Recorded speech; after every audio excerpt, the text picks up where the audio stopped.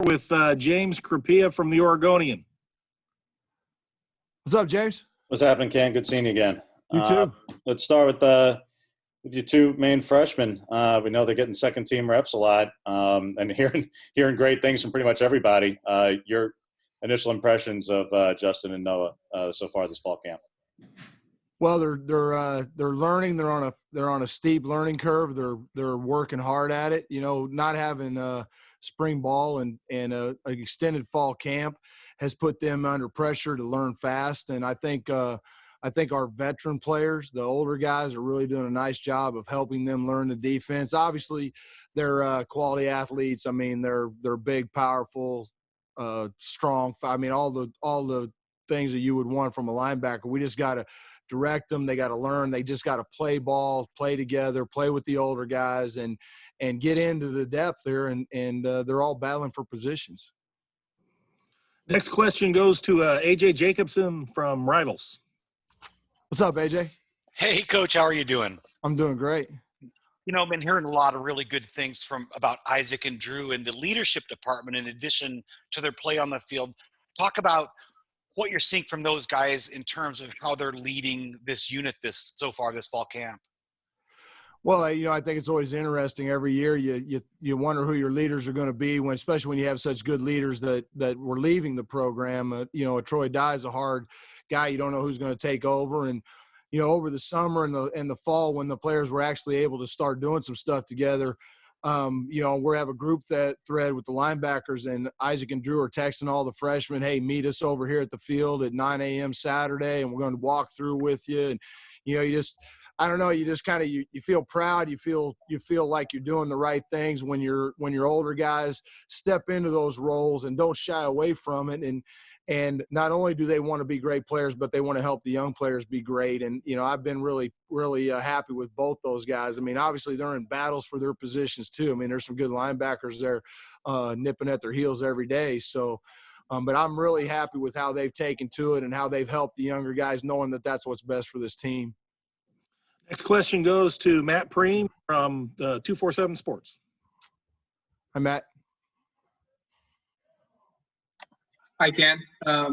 Curious your guys' decision to move Isaac from Mike to Will, and just kind of what have you seen from him and his overall growth with that move? Well, I mean, that position in this defense, the Will position in this defense is a position that is the highly valued, the most valuable, position as far as all the things that you have to do. And that's why Troy was in that spot last year and why he really had a great season through even those injuries. But we feel like Isaac at that position can be a very highly functional guy, a guy that can make a lot of stats for us at that position. He's a pass rusher. He's a really good cover linebacker. Obviously, he's a good tackler. He does a lot of things that we think we can utilize at that position. That not only was he a really good Mike, but now you get two Mikes out there on the field because he's called the defense for a year, so he knows and can help whoever's in there with him get all the calls out and be in the right place, and he can have the best season he possibly can have at Will linebacker. Next question goes to Kevin Wade at 247 Sports. Hey, Coach. Was just curious about what is it like bringing up the 4 new linebackers you guys brought in up to speed in a very unconventional year, and just with them not being on campus for so long?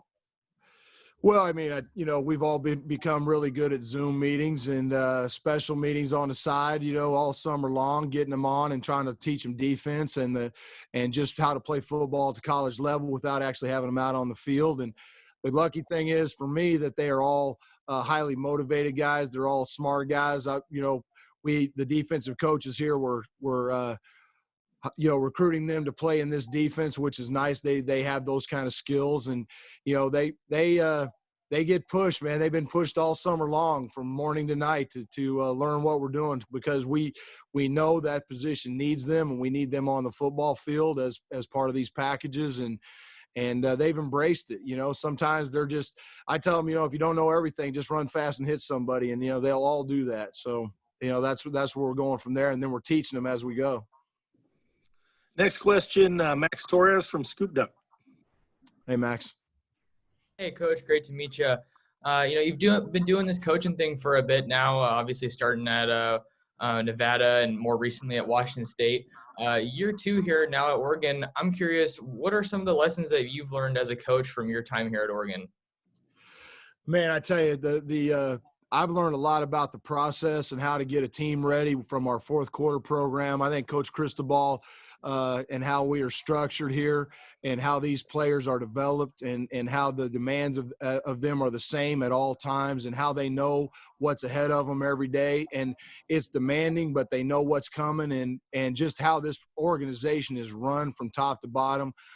From the athletic director, Rob and how he runs this business. I've just been really impressed. I'm just so thankful that I get a chance to be over here and give my little part to it. But, how we go about everything here and how these players know the system, know the structure, and are able to function and go forward because there are no variables there.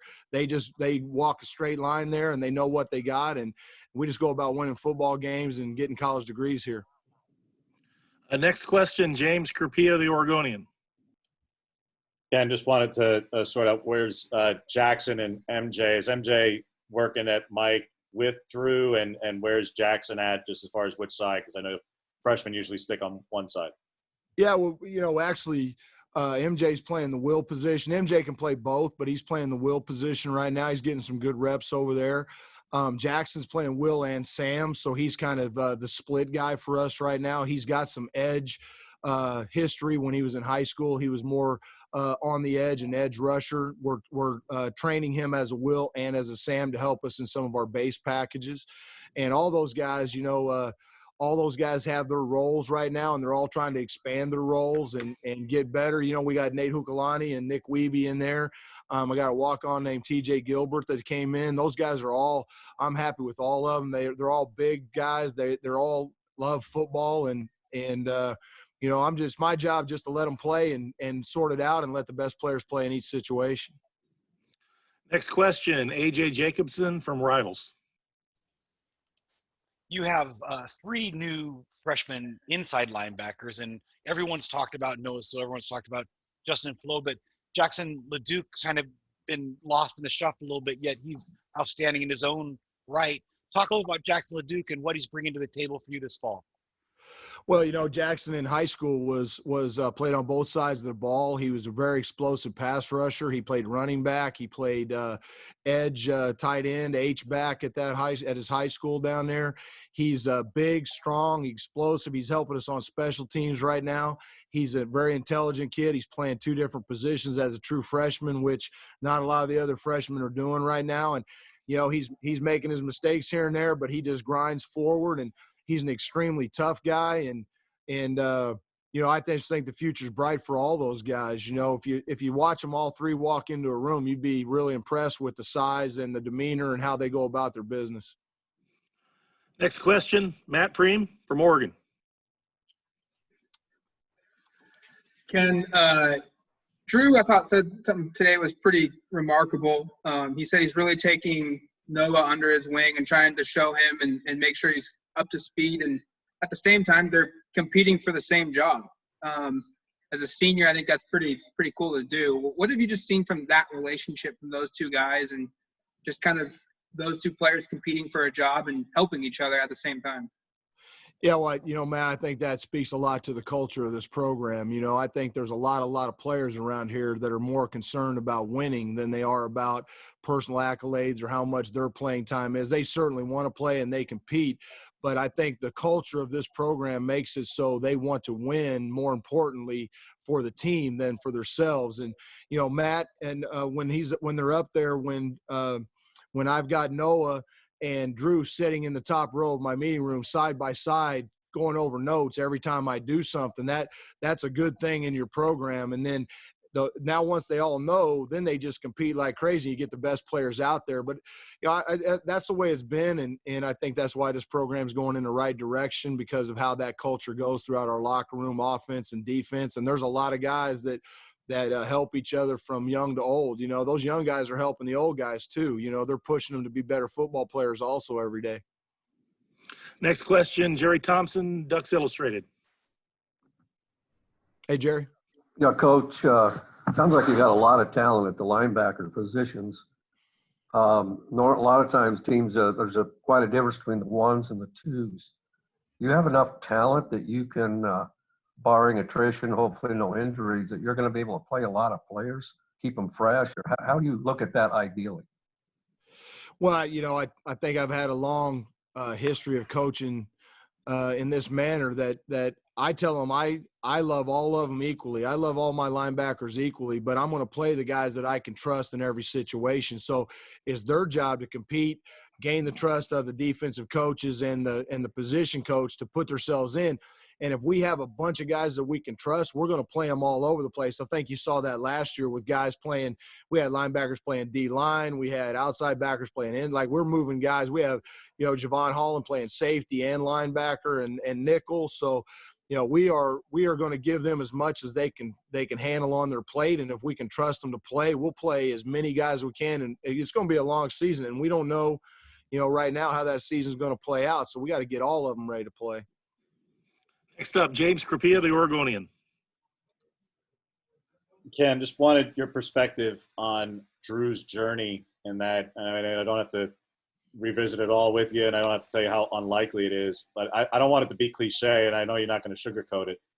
I mean, statistically, the guy who starts in the G5 because his brother was there, leaves and goes to a JUCO most people have never heard of, moves up into the Power 5 to become a starting middle linebacker, and was recruited by a guy who his position coach left shortly after signing him.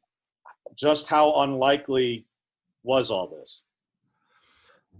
Well, I mean, you hear great stories all the time about players that do that, but I will just say this about this one. He is as conscientious and as hardworking as any player that I've ever coached. And last year when he had to play Will for a while, he started here. When I first came here, we had him at Mike. We dumped him over to Will because of Troy got banged up there for a bit. And then after the season, we went through the spring. We were going to play him at a different position. Then we moved him back in the summer because we thought that was what's best for the team. He's never once blinked. He just gets in his playbook. He studies. He calls me. He texts me. He watches every video that I send him. And he has a high care factor for this program. And that's why he's doing what he's doing. And I think he's going to have a great season. I look forward to getting him out on the field. Next question, Max Torres, Scoop Duck. Yeah, Ken, sorry if this is a little bit repetitive from a previous question, but we're seeing these linebackers and players at any position really just so athletic and getting asked to do a bunch of different things. When you get a backer into your program that's maybe a little bit on the larger side, what is that conversation like maybe with Coach Avalos, rest of your staff about, maybe he's an edge rusher versus maybe a traditional linebacker? Yeah, I think, with us, players are the size of the player these days is not what we're. Obviously we want them as big and as fast as we can, but their techniques and what they do best is where we put them in the scheme. And if a 240-pound guy can help us pass rush off the edge, that's great. If a 260-pound guy can help us at Mike linebacker because he moves and has those kind of skills, we'll use him there. And I think that's what Coach Avalos does a great job of, and the D staff here, of evaluating what we have and utilizing them in those fashion. In the bowl game, we moved Kayvon in as a 3 technique. We moved Mace Funa as a Mike backer in some of the packages and blitz those 2 guys up the middle and got some serious plays in the Rose Bowl with those. So, I'm not so sure that it's about all that. If you see Justin Flo, Noah Sewell, Jackson LeDuc, Drew Mathis, those are some big guys right there. And you put Mace Funa, Jaden Navarrete, some of the guys, you got, obviously Kayvon, you got Ajax. There's some good looking talent there. And we just got to find the right spots for all those guys and make it so they can be productive and they know what they're doing and they can help the defense in the best way they know how. Next question, Kevin Wade, 247 Sports. Just curious, when you bring a highly rated guy as a recruit in, like Justin Flo, what is that like when you first saw him in the field? And also, how is he kind of contributing, whether it's at Mike or Jack or just across the field? I know Drew said he was on the special team unit earlier.